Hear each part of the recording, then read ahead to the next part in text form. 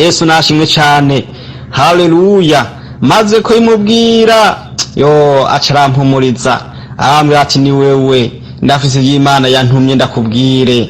Acarambwira ngumviriza, Imana yambwiye ndakubwire, izokubera so wawe, izokubera mama wawe, izogukorera ibyo se adogukoreye, izokwigisha amashuri so watokwigishije. Yesu nashimwe.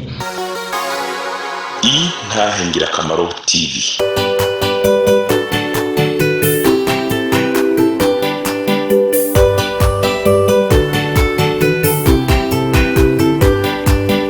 Umwami Yesu arindeze niwatanga amajambo, umunyabyaha ngo renguka umva iby'ubugingo, atugirira ubuntu akatwiyegereza, amajambo meza cyane yo kunera umunezero, niyo meza ndayakunda ntahatanezera. Mu nyuma rero kubera aho abantu twava ku gatumba hamwe bari bazi ingorane mfise, barabona ukuntu kwama twaburanye na so na papa wanje, umuntu umwe araza arambwira ati wewe vraiment waragowe, turavye so wakunda gufata. Ati narayigorewe kweri. Arambwira ati burya uzoza kuronka amahoro ari uko so wapfuye ntuzotekana. Naravuga ati nega shaho ubona azopfa ryari, urya mugabo ubona azopfa ryari. Acambwira ati duhe misiyo tumwice. Ndavuga ati timwoshobora kumunyicira. Tego timwa muntu abaye mwamukoze cyane. Asha turavugana neza rero kuno azomunyicira. Hariho uyemeje ko azogura grenade, hariho uyemeje yuko azomwica. Turavugana ati jewe vraiment ni mwamwica, je nta ngorane. Aya matongo yose asha nije nzoca siganda akontorora. Ati mwe muzoca muza marari matugabura, ibivamo tugabura, kuko nije nzo asigaye mfata ijambo muri bya rugo. Hanyuma rero ico gihe rero naguma ndi muri se cibitoke, inziti nataze ibisubazo munyicira. Ndakubonye uvuye ugatumba nabaza niruka nibaza ngo nzaniye inkuru nziza yuko bamwishe, nabona ntacumbwiye nkaca numva ragize ndababaye, umva ko natewe bikomeye cyane. Hanyuma rero imaze ugenda uko ndaba muri ubwo buzima, niho hagera igihe cyo gihe ndaja muri groupe biblique, hari groupe biblique twasengeramwo. Hanyuma hageze igihe kimwe tuzatwumva waturongoye muri groupe biblique aravuze ati hariho umukozi w'Imana, Imana yatumye ngaha muri se cibitoke kuzovuga ibintu Imana yamutumye. Ati mwese twatumiye mwese azoba ariho muri kugira muze mwumve iki Imana yabatumye ko. Nanjye ndaja muri abo masengesho ndayajamwo. Hama rero inza mbona umukozi w'Imana yambaye costume, baramuhaye umwanya arahaguruka aje imbere y'ishengero muri lise, atangura kurira, ararira bwa mbere mbonye umuntu w'umugabo arira vraiment. Cari gitangaza nabonye ico gihe. Aravuga ngo muri mwebwe harimo abantu basambanye batatu, abo bantu batatu basambanye Imana yampaye amazina yabo, ndaza kubarondera tuvugane. Yambwiye uzosubira kubikora rimwe azoca yandura umugera, atambiye umugera azotwara inda kugira Imana imugaragaze. Agaca yongera agasubira karira iheza kuri agasubira kuvuga ngo muri mwebwe ngo harimo umuntu akategura gusesa amaraso, Imana yambwiye ayo maraso ko yasesa izo ngorane urimwo zizoca zigwiza inshuro 10. Ndabyumvise aravuga ati nije nta wundi kweri, nije natanze imisiyo yo kwica papa. Ndavuga ati ndagowe kweri, ariko Satani arankomeza ati n'ubundi ari gupfa warapfuye ntacyo ucera timba. Burya harageze umwanya wo kuja kwiharandi baraja gufuka amajewe cyangwa manicariye mu ntebe. Umwe nicariye mu ntebe waturongoye muri groupe biblique aca haguruka agenda avugishwa, araza agenda impande yanje aravuga ngumviriza wowe wicaye mu ntebe ngo kandi Imana niwe yatumwe ko kandi ari we ijambo ry'Imana riko rarondera, ngumviriza ngo n'ubu Yesu arahari ngo uracateze ibiganza unyaruka Yesu barakubwira imbabazi. avuze uko sinzi ikintu camfashe ica ndahaguruka ngenda natera agakorasi kavuga ngo iyi mitwaro yanjye yijane Yesu wacu nakimunanira ca ndaturikisha gose ndarira ndabyibuka ndafukama ndiko ndarira ndarira cane wa mukozi w'Imana caraza arambwira ngo humura, arambwira ngo reka kurira, arambwira ngo rikorazwa niki, ndamubwira ngo mfise ibibazo byinshi, ndamubwira ngo ndiko ndategura gusesa amaraso ya papa wanje, atariko kubera numvise ijambo ry'Imana ndatsinzwe, ndagoma Imana yo mwijimba barire, amaraso yiwe ntaje gatwe kiwanje, mfise ibintu byinshi dupfa mukozi w'Imana, sinoronka ukunda bidondagura, atariko ico nsabye Imana imbabarire, ayo maraso yiwe ntaje gatwe kiwanje, kuko hamwe yopfa ingorane ndimwo zigaca zigwiza inshuro 10 noba ngowe. Yesu nashimwe cyane, haleluya. Maze ko imubwira acarampumuriza, arambwira ati ni wewe ndafise iby'Imana yantumye ndakubwire, acarambwira ngumviriza, Imana yambwiye ndakubwire, izokubera so wawe, izokubera mama wawe, izogukorera ibyo sado gukoreye, izokwigisha amashuri so watokwigishije. Yesu nashimwe, haleluya. Nukuri Imana yacu irakora, Imana yacu irakomeye, nayibonye ikora ibikomeye, nayibonye ikora ibihambaye. Maze kuva ngaho cindagenda fukama najya mu gitanda cyo hejuru, urabona isi bitanda biba bigerekaranye, ndabwira Imana ati Imana fasha, baje bantu nahaye misiyoni habe bamwica, amaraso yiwe ntaje gatwe kiwanje ntabara. Hanyuma rero niho hazi iminsi nagiye mu kavakase, bambonye batanga kusa imbabazi, ati nukurumba barire, ati abone nahaye misiyo kumwica, ati umugore yacagwara amafaranga kugura grenade, ishindavuza umugore. Itabwa atumviza rero, ati jewe nabihebye bya bintu mukazobikora, amaraso yiwe azoje kwatwe kanyu, ubu jewe nabyihanye, singoma ko nosesa amaraso ya mutama wanje. Imana nishimwe cyane, icyo uwo mutego gukora amaraso ya papa wanje imba ndawurenganya uko. Imana yacu Yesu Kristo nishimwe. Hama rero Imana yo mwijuru imaze kumbuza gusesa amaraso ya papa, niko guca mbaho muri yo lise niyumvira ati nzobaho gute. Hanyuma hagera igihe umunyeshuri umwe twigana yamusanga ahantu nicaye nicurikiriye, arambaza ati mbega wewe ko wicurikiriye n'amaki? Hama ndamubwira ati jewe ikibazo mfise, ndangira umuti wo kwiyahura yoba mfashije. Acambwira ngo ushaka kwiyahura? Danje tego. Ati ushaka kwiyahura? Tego. Ati ndakwereka iyo baje kukwica, ati wowe mfashije. Aca ambwira ngo vuga ndakurunke mikroberi, ati wowe ukoze. Aca arandangira umuntu anjana muri ico kiroberi, amaze kunjana kundangira umuntu aja muri ico kiroberi, ndibuka nagenda fuka amahanda asenga Imana, ndavuga ati Mana wo mwijuru je ndagiye mikroberi, kandi singiye mvuga ngo ngiye kwihora abana akabakoze ibi, singiye kuvuga ngo ngiye kurondera ibikoresho nzokwice banaka, ikintu kinjanye ngiye mpunga gusesa amaraso ya papa wanje. Hanyuma rero ndagenda, maze gushikayo narahuye n'amagorwa, kubaho nabi, gukubitwa, formation yaho ikomeye cyane, kugira aho utangwa kurisha ibishwa by'ibitoke, indera mu izirose ukazotsa ukazihekenya. Ndakuvuga nabahe ubuzima bukomeye cyane bubi, ariko namasenga Imana mvuga ati none gamana ko nahunze gusesa amaraso ya papa, nkamara zangora nari wari wavuze ati ninamwice ingora n'inzoca zigwiziro 10, ko muramenga zigwijisho 10. Namasenga Imana mvuga ati none ko wavuze kuzombera papa, ko wavuze kuzombera mama, none bizogenda gute? Ko wavuze kuzondira amashure, ko wavuze kuzompezagira, none bizogenda gute? Aha je nzosura ku muntu subire kuja mu gihugu ntembere ata muntu ekiranyirukana, ariko aranyirukako. Namafisi ico kibazo himvira ukuntu bizogenda. Hama rero Imana yacu ni nziza, Imana yashishikaye kuba hafi yanje, yashishikaye kuntabara, igenda nyereka, igenda ingendera. Hanyuma ndagira ubuntu, ntambara irahagarara, tuja muri zone de rassemblement, tikorera ahantu bitwa Imugwi. hanyuma rero tugeze ahantu witwa Imugwi, niho nagenda gusengera kwishengero ry'ahantu witwa mu Kanombe.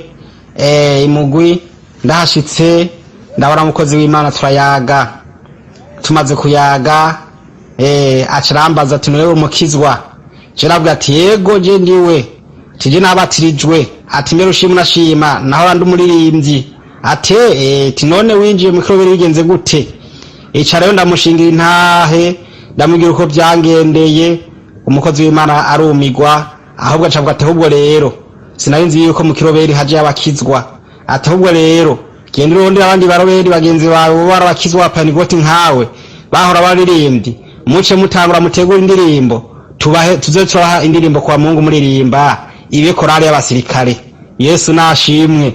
Hamasha turabona n'abandi rero turategura korale, twama tugenda kuririmba kw'iryo shengero, bakavuga ngo korale y'abasirikare nihaguruke iririmbe, hama tugahaguruka tukaririmba. Imana yacu nishimwe cyane.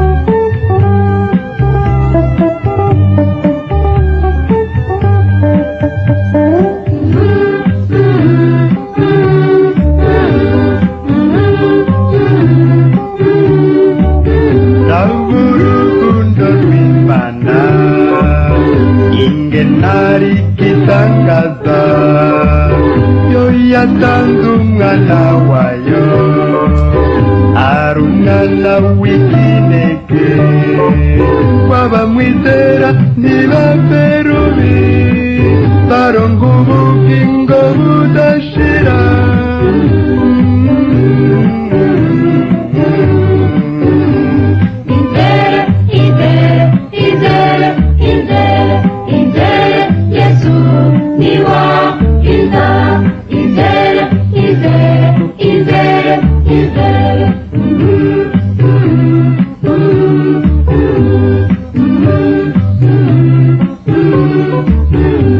Urukundo rw'Imana ntirugira iherezo, watumye itanga umwana wayo w'ikinege Yesu, umwizera wese ntazapfe rubi, ariko ahabwe ubugingo budashira. Icyo umwami Yesu agomba ni imitima iciye bugufi, imitima yizera.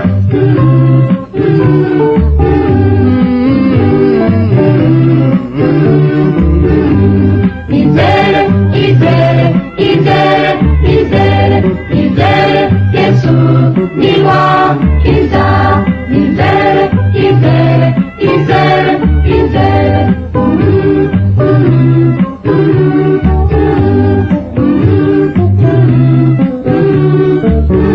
Icyazanye Yesu mwisi zukuducira urubanza, yazanywe no kudukiza, agakirwa abizeye, abanse kwizera bazotsindwa, kuko banse kwakira ingabire.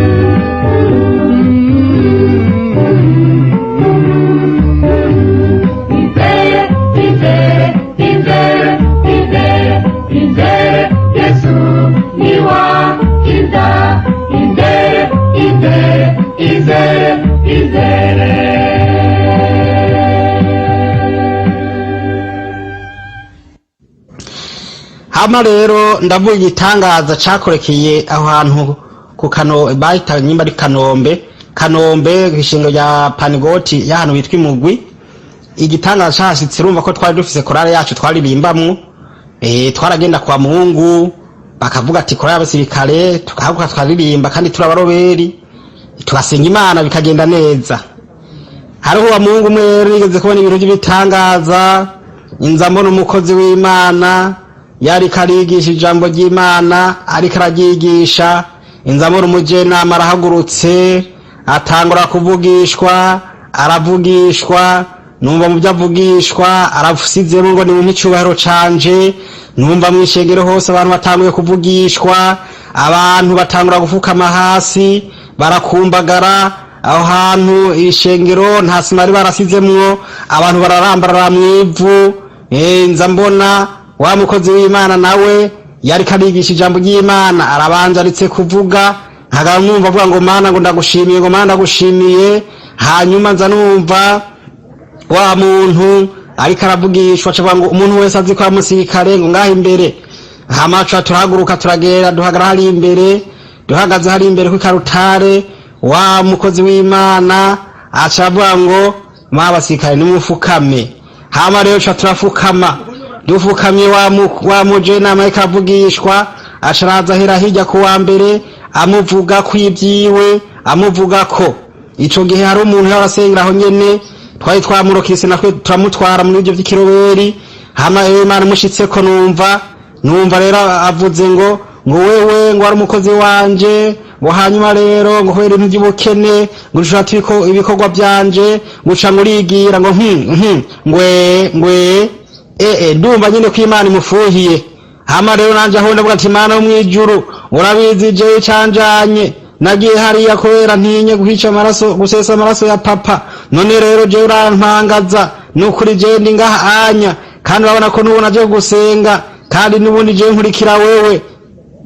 Ndasenga Imana asengera ku mutima, uwo muntu yarangeze ko ivyamvuze ko karacara kabanga kiwanje. Yesu nashimwe cyane. Hama rero mu nyuma yaho niho twaza twumva ko hageze ko twoja muri leta, hakagira abaja muri leta, hakagira abademobilizwa, hakagira abaja mu buzima busanzwe abo bita bakadogo. Nanje ico gihe nari umuntu w'umukadogo, byabonekana neza ko nari umuntu mutoya w'umwana. Hama rero ndagenda ndabona umukozi w'Imana, ndamubwira ati burya ndafise ikibazo, ati ikibazo mfise jewe ndiko ndaraba barashobora kuzoncura muri bakadogo, ati kandi nibancura muri bakadogo nzoba ngowe, kuko simbona iyo nzoja, ndago mufashe gusenga Imana imfuke ntibaze bancure muri bakadogo. Uwo mukozi w'Imana hanyuma caransengera, ariko aransengera amvuga ko ibintu bikomeye, aravuga ngo Mana yo mwijuru ntazogira umuntu azomurabisha n'akajisho, ntazogira umuntu azomwiyumvirako. Imana yaramfutse, batura abantu bitwa muri bakadogo, abantu nabona bansumba barabandika amazina mbona barabatwaye, ariko je Imana igira ubuntu nisanga namaze kuronka akazi k'igisirikare. Imana yacu nishimwe cyane, Imana yacu ni Imana ikomeye, Imana yacu ni Imana ihambaye. Maze kugera muri ako kazi rero ntangura kubona amafaranga duhembwa, murando faranga twintica nikize ico gihe. Ndavuga ati no amafaranga jewe azontunga, ahanzoguramwe parasera, ibizogenda gute? Ndavuga ati ibintu wapi? Ntangura kwiyumva ati none jewe ibintu ubwo nabyinjiyemwe ibi sibyo, kuko Imana yambwiye ko izondera amashure, none ya mashuri yo yandihira gute ndi muri iki gisoda? Ndakwiye kugiheba.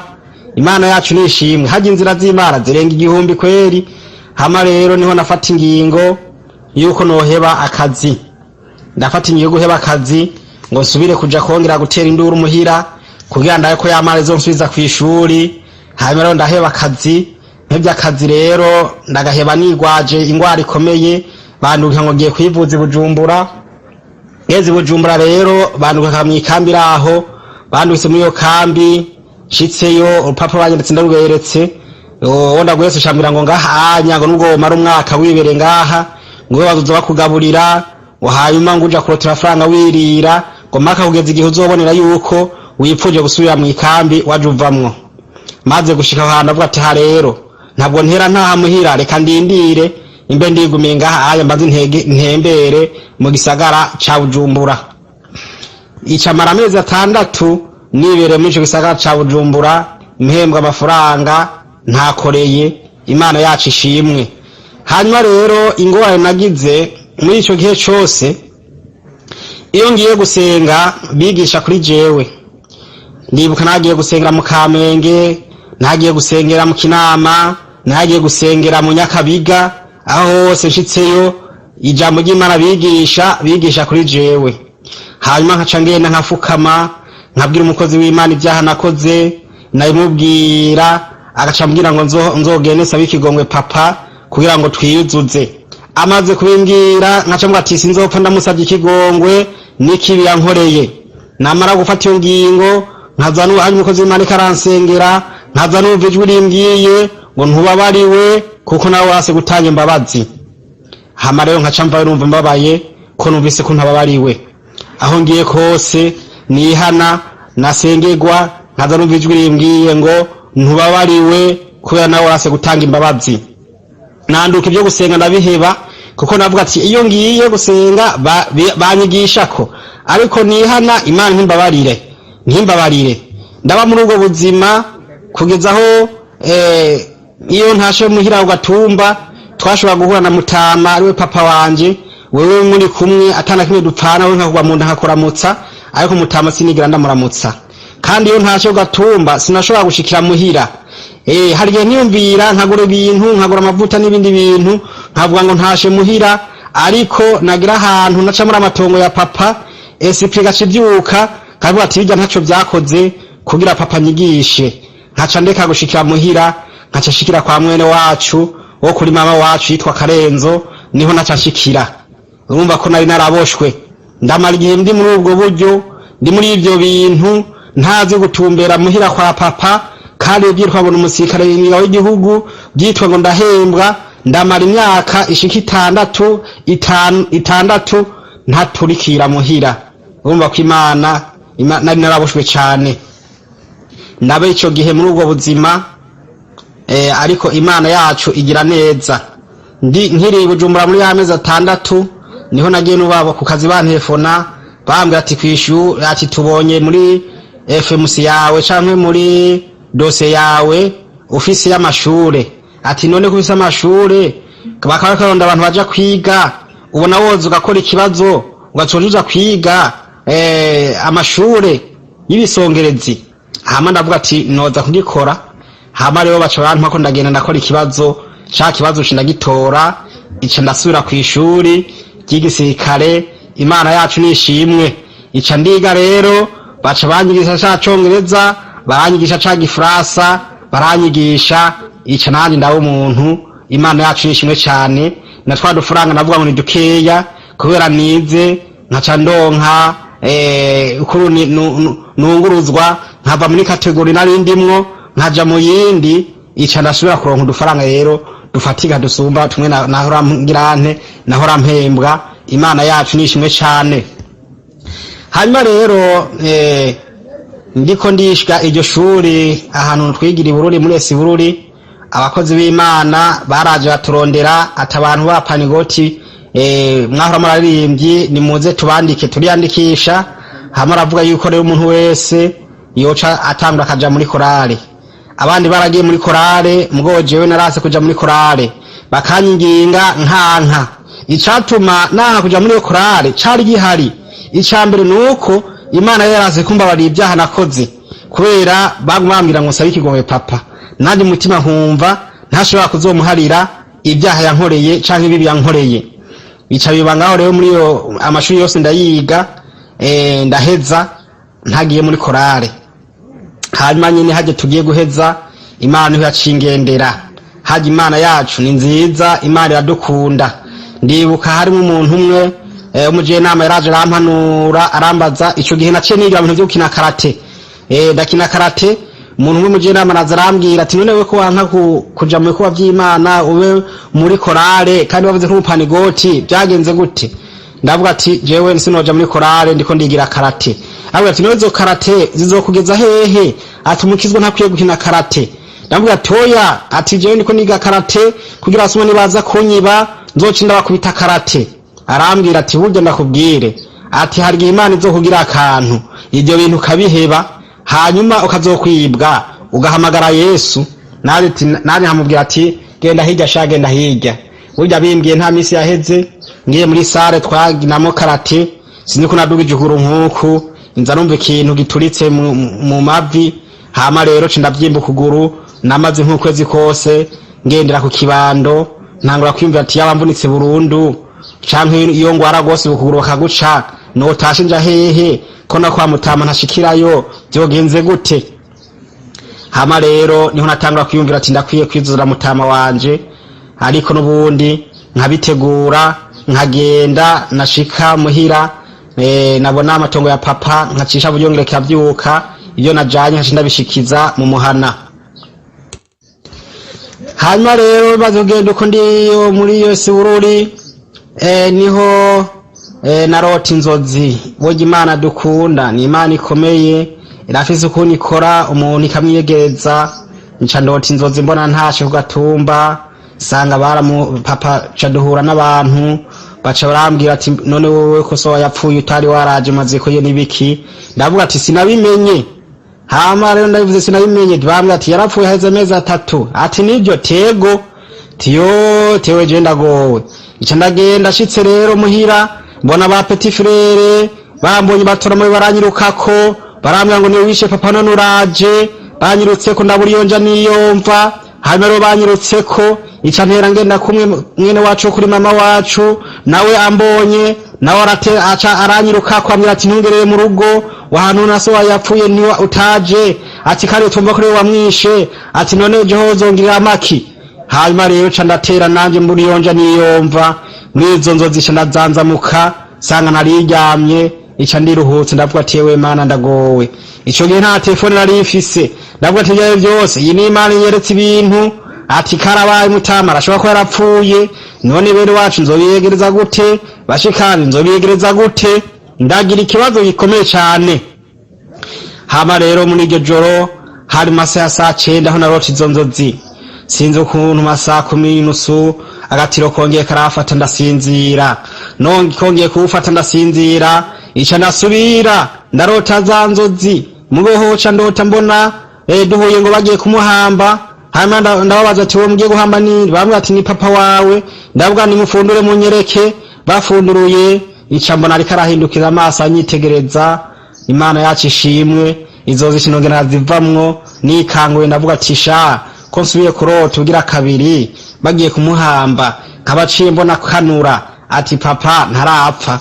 Ibyo ari byose ni Imana ikiramburira ibintu bizonshikira.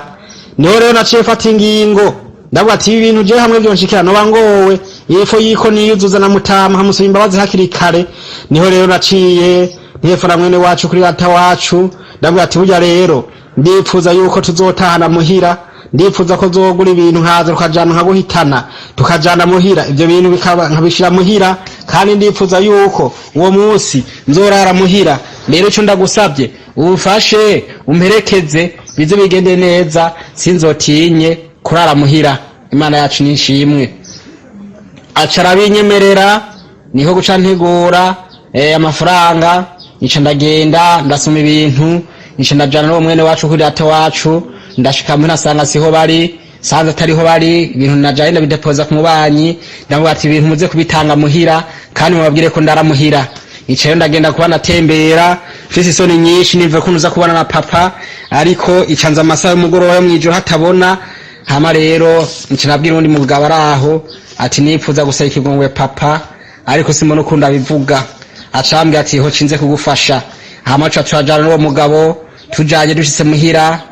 Mutama sanga yicaye muri salo ndamuramutsa ati muzeti ni sawa, sinamugoye munda. Umva ko haze imyaka myinshi irenga 7 hafi 7 ndamukora mu ntoke. Hama rero ndamaze ati muzeti ni sawa, nawe tego ni sawa.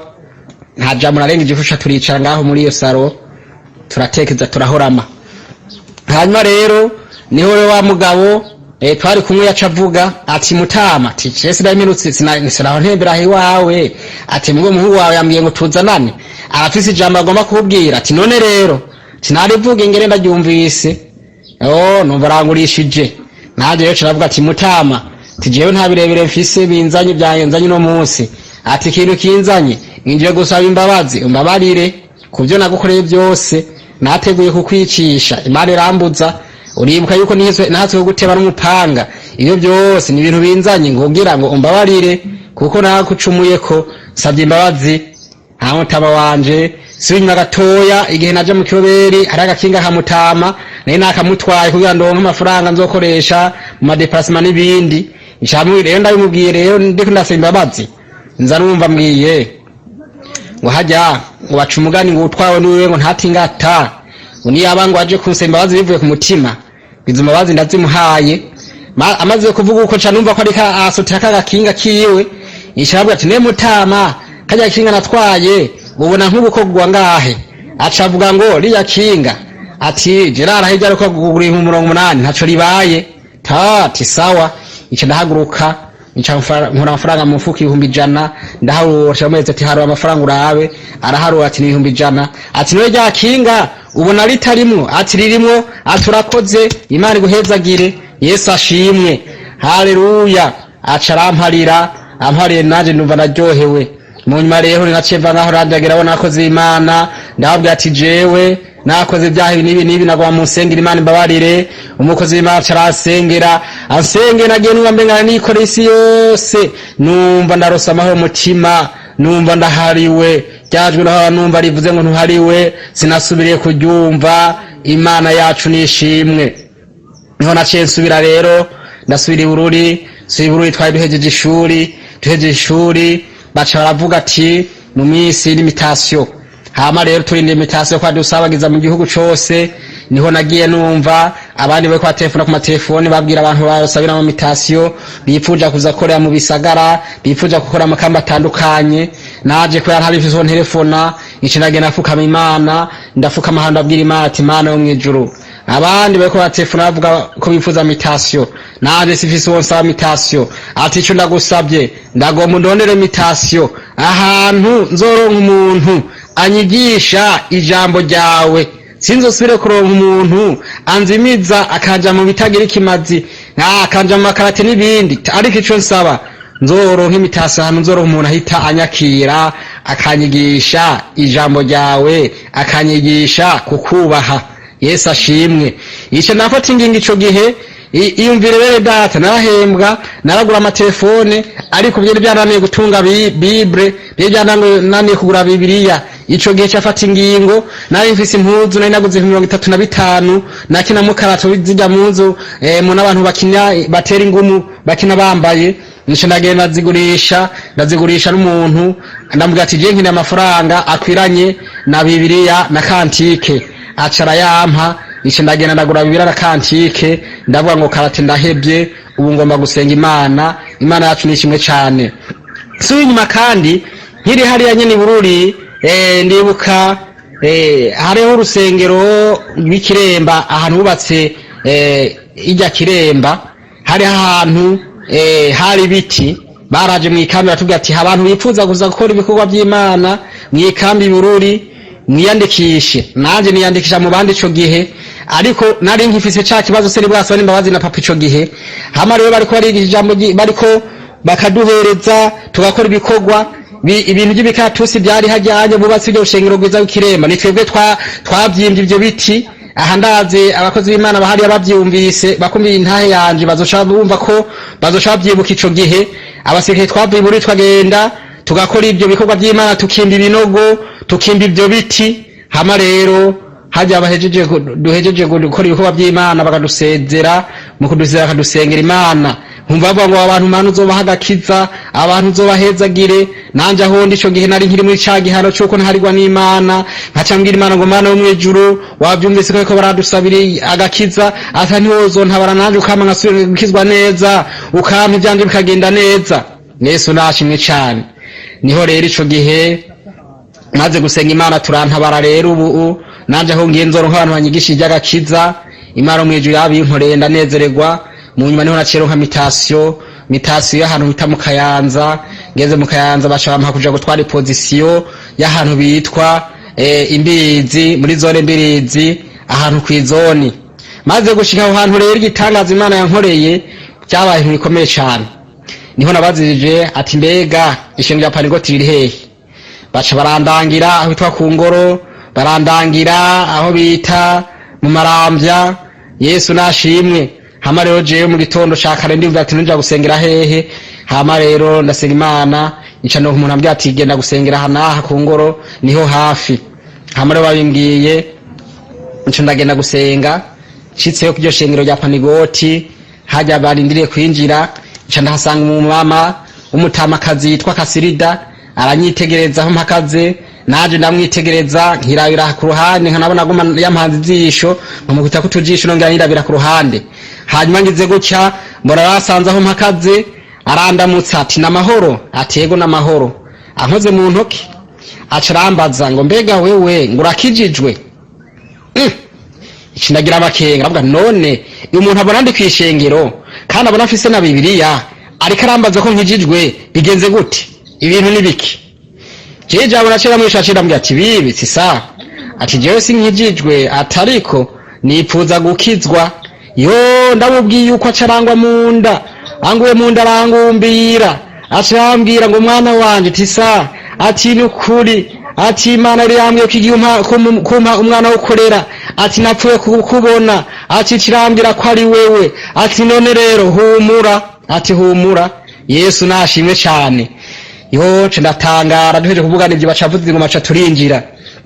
Niho rero dusohotse nabaza umuntu tujya mu bibi ibyo yemeze gute, ashaka ngo ujya ari umusenzi arimo abanga y'Imana, atujya kubwiye ati Imana yambwiye ibi, ati uko abikubwiye biba ari ibyo nyene, ati nibyo tego uwo mubiri ce ndamukunda, ico ndamugira umugenzi, nama namutembereye akanyigisha akantike, akanyigisha Bibiliya, akambwira ngo Bibiliya bayisoma gutya, ngo hanyuma ukazorabonera umurongo bijanishije gutya, anyigisha ibintu byinshi. Ndabona ati bwa bundi Imana byasengesho nasenga ha hantu, ndavuga ngo Mana ndagwa mitasyo aho nzoje uzocumpa umuntu azonyigisha ijambo ryawe. Ndavuga ati ndi munyishu y'Imana, Imana yacu dusenga ni Imana yumva. Yesu nashimwe.